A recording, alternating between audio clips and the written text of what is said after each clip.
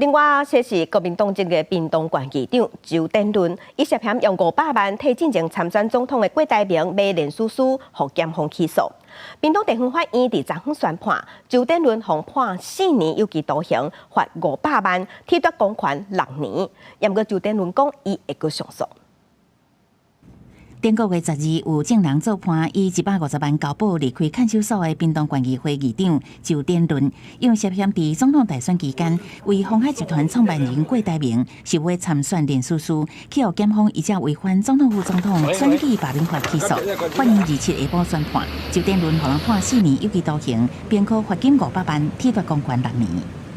暂无选举造势的需求，被告仍交付高达500万元的现金给周品全等人运用，可以认定